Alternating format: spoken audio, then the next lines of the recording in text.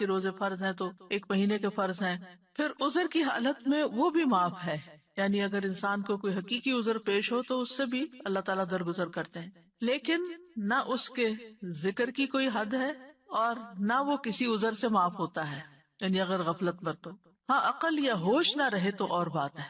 اللہ تعالیٰ فرماتے ہیں سورۃ النساء میں فاذکروا اللہ قیاما وقعودا وعلی جنوبکم، اللہ کا ذکر کرو کھڑے، بیٹھے، لیٹے، یعنی ہر حال میں اللہ کو یاد کرتے رہو.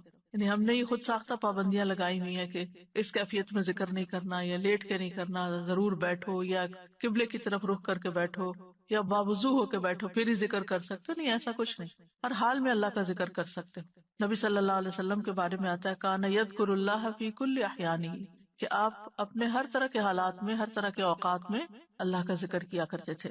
اور یہاں پر کیا فرمایا وسبحوہ بکرۃ واصیلا، صبح اور شام یعنی دن کے پہلے پہر اور دن کے پچھلے پہر اللہ کی تسبیح کرو، کیونکہ جب انسان ایسا کرتا ہے تو اللہ تعالیٰ کی رحمتیں آتی ہیں. فرشتے بھی اہل ایمان کے لیے دعائیں کرتے ہیں. هو الذی یصلی علیکم وملائکتہ، وہی ہے جو تم پر صلوات بھیجتا ہے اور اس کے فرشتے بھی. تو یہاں اہل ایمان کو خطاب ہے، یا ایھا الذین آمنوا، اے لوگو جو ایمان لائے ہو. ابن مسعود کہتے ہیں کہ جب اس آیت کے ساتھ پکارا جائے تو اپنے کانوں کو اس حکم کی طرف لگا دیں، توجہ کریں کہ اللہ تعالیٰ کیا کہنا چاہتے ہیں، اس کو غور سے سنیں. یا تو کوئی خیر کا کام ہوگا جس کا اللہ تعالیٰ حکم دے رہا ہوگا، یا کوئی شر ہوگا جس سے اللہ تعالیٰ تمہیں روک رہا ہوگا، اس سے منع کر رہا ہوگا. تو یہاں پر یا ایھا الذین آمنوا کہہ کے کیا کہا گیا، اذکروا اللہ ذکرا کثیرا، صرف ذکر نہیں بلکہ ذکرن کثیرا، بہت کثرت سے اللہ کو یاد کیا کرو، کثرت سے اللہ کا ذکر کیا کرو. یعنی ہر طرح کے حالات میں اللہ ہی کو یاد کیا کرو، اور خاص طور پر تسبیح، تحلیل، تحمید، تکبیر. مجاہد کہتے ہیں یہ وہ کلمات ہیں جنہیں پاک، ناپاک، بے وضو اور جنبی بھی کہہ سکتا ہے. یعنی اگر کوئی حالت جنابت میں ہے تو بھی سبحان اللہ کہنے میں اس کو کوئی حرج نہیں، الحمدللہ وہ بھی کہہ سکتا ہے. جیسے اگر کسی کو نہانے کی ضرورت ہے اور اس کو تھوڑا ٹائم ہے نہانے میں کسی بھی وجہ سے، تو اس دوران اگر وہ پانی پینے لگا ہے تو بسم اللہ کہہ سکتا ہے، پانی پی چکا ہے تو الحمدللہ کہہ سکتا ہے، اسی طرح استغفر اللہ کہہ سکتا ہے. تو یہ کلمات ہر حال میں کہے جا سکتے ہیں. پھر دل کے اخلاص کے ساتھ ذکر کرنا چاہیے.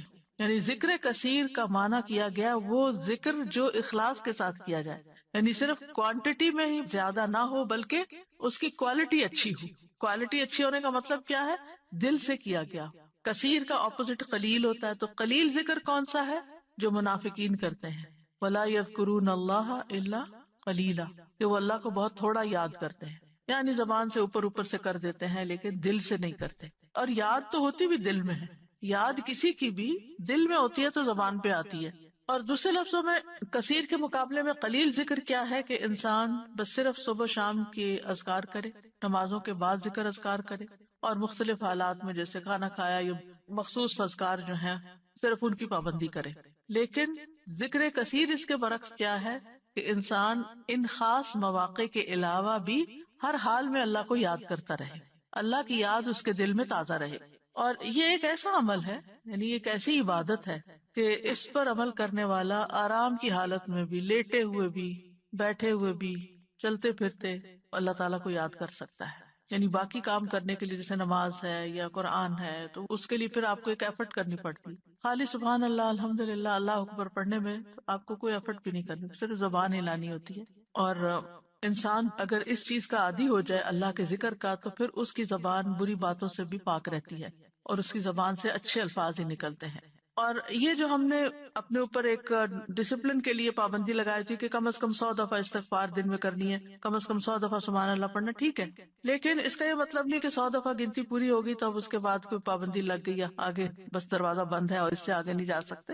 اتنا تو منیمم کریں ہی، یعنی اپنے آپ کو پابند کریں. کیونکہ جب انسان کسی بھی کام کے لیے اپنا ٹارگٹ سیٹ کر لیتا ہے نا کہ آج دن میں یہ کام میں نے اتنی دفعہ کرنا ہے، یا فلاں اور فلاں کام آپ کی ٹو ڈو لسٹ ہوتی ہے، تو آپ پھر اس کو چیک کرتے رہتے ہیں کہ ہاں یہ کام ہو گئے. اور اگر آپ نے کوئی ٹارگٹ نہیں سیٹ کیا ہوا، ہاں میں کروں گی تو پھر وہ کام نہیں ہو پاتا. تو اس لیے انسان کو اپنے لیے ٹارگٹ رکھنے چاہیے جتنے بھی آسانی سے رکھ سکے، 100 دفعہ، 200 دفعہ، کچھ بھی، لیکن اس کے علاوہ بھی کھلا بھی ضرور پڑھنا چاہیے، اور یہاں اسی کی طرف توجہ دلائی گئی ہے. امام